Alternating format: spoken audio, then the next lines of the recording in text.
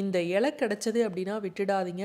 பணவரவு பட்டைய கிளப்பும், கடன் என்ற பேச்சே இருக்காது, ராஜயோகம் ஏற்படும்.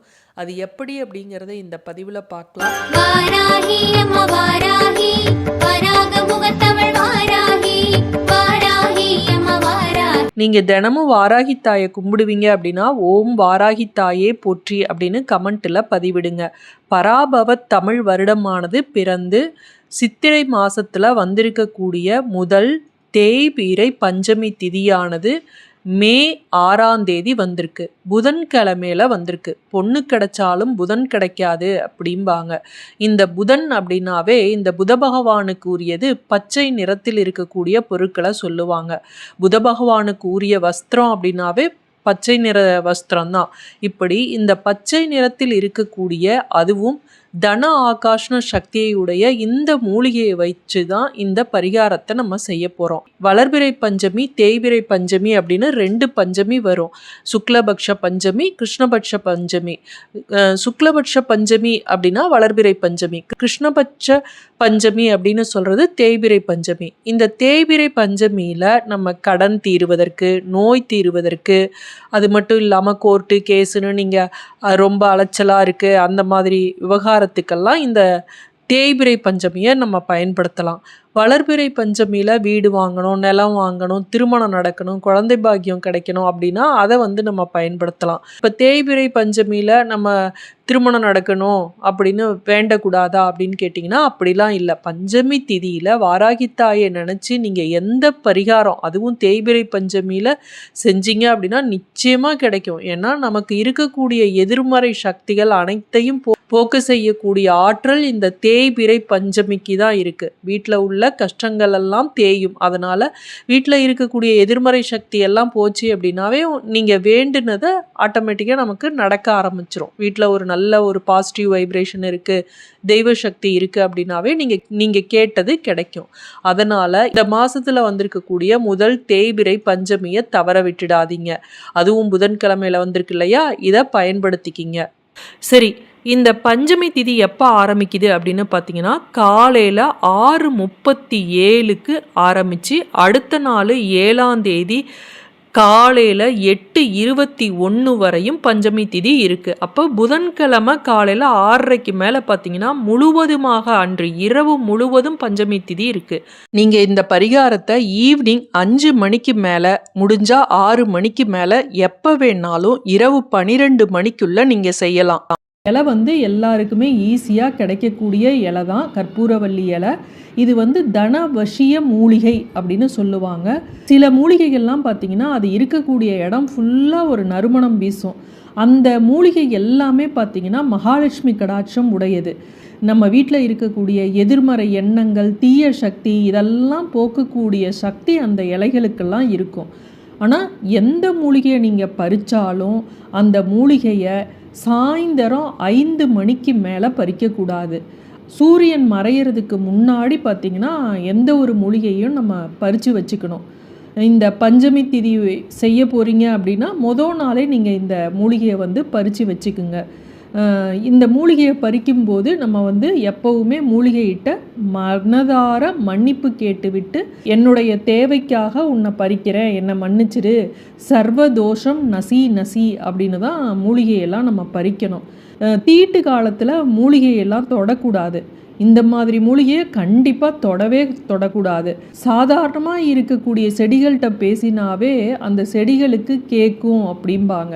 இந்த மாதிரி மூலிகை செடிகளை நம்ம தொட்டு அதனிடம் நம்மளுடைய வேண்டுதலை சொல்லும்போது நம்மளுடைய வேண்டுதல் பலிக்கும், மன அமைதி கிடைக்கும் அப்படின்னு சொல்லுவாங்க.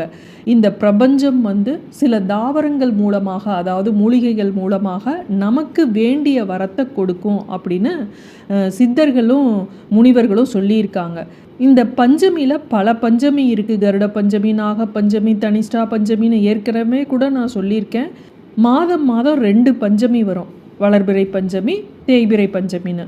இந்த வளர்பிறை பஞ்சமியில் திருமண தடை இருக்குது அப்படின்னா அதை நிவர்த்தி செய்வதற்காக, குழந்தை பாக்கியத்துக்காக, வீடு மனை வாங்குவதற்காக, இந்த மாதிரி விஷயங்களுக்காக செய்யலாம். பொதுவாக பஞ்சமி திதியில் நீங்கள் எந்த வேண்டுதல் எதுக்கு வச்சிங்கனாலுமே அது பலிக்கும். இருந்தாலும் குறிப்பிட்டு சொல்லணும் அப்படின்னா இதை சொல்லலாம். பஞ்சமி அப்படின்னாவே 5 அப்படிங்கிற எண்ணை குறிக்கக்கூடியது. குபேரனுக்கும் பார்த்தீங்கன்னா 5 அப்படிங்கிற எண் வந்து மிகவும் உகந்தது. சரி, இந்த பரிகாரத்தை நம்ம எப்படி செய்யலாம் அப்படிங்கிறத நம்ம தெரிஞ்சுக்கலாம். சாயந்தரம் 6 மணிக்கு மேலே இந்த பரிகாரத்தை செய்வது தான் சிறப்பு. நீங்கள் வந்து அந்த நேரத்தில் நான் செய்ய முடியல, எனக்கு வெளியில் போகிற வேலை இருக்குது அப்படிங்கிறவங்க இந்த ராவுகாலம் யமகண்டம் தவிர எந்த நேரத்தில் வேண்டுமானாலும் செய்யலாம். இந்த பரிகாரத்தை நமக்கு செய்வதற்கு என்ன தேவை அப்படின்னு பார்த்தீங்கன்னா, ஒரே ஒரு கற்பூரவள்ளி இலை இருந்தால் போதும். சில பேர் வந்து பஞ்சமி திதி அதனால் 5 கற்பூரவள்ளி இலை வேணும் அப்படின்னு சொல்கிறாங்க. தேவையில்லை, ஒரே ஒரு கற்பூரவள்ளி இலை இருந்தால் போதும். ஆனால் 5 கிராம்பு அவசியம் வைக்கணும். அடுத்ததாக பார்த்தீங்கன்னா 5 பச்சை கற்பூரம், இதுவும் வந்து 5 அப்படிங்கிற எண்ணிக்கையில் எடுத்து வச்சுக்கோங்க. அடுத்தது இதனுடன் சேர்க்க வேண்டிய ஒரு பொருள் என்ன அப்படின்னு பார்த்தீங்கன்னா வெண்கடுகு. இந்த வெண்கடுகு அப்படிங்கிறது தாந்திரிக பரிகாரங்களில் அவ்வளவு முக்கியமானதாக சொல்லப்படுகிறது.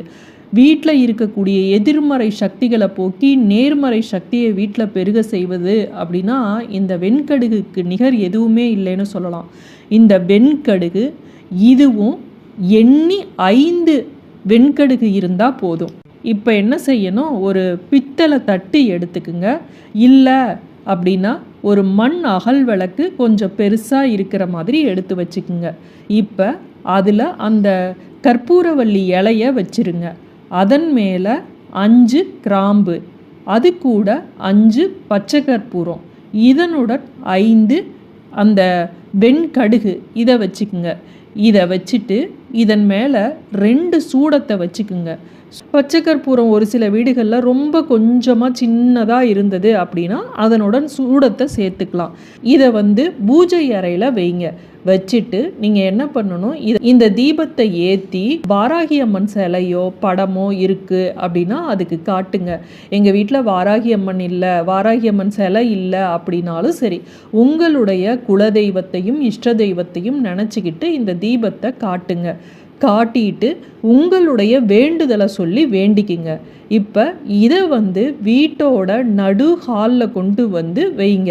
வச்சுட்டு வீட்டில் இருக்கக்கூடிய நபர்கள் எத்தனை பேர் இருந்தாலும் சரி எல்லாருமே உட்காந்து அதை சுற்றி அந்த தீபத்தை பார்க்கலாம். பார்த்து கொண்டு உங்களுடைய வேண்டுதலை சொல்லுங்க. உங்களுக்கு என்ன வேண்டுதலோ அதை சொல்லி வேண்டிக்கிங்க.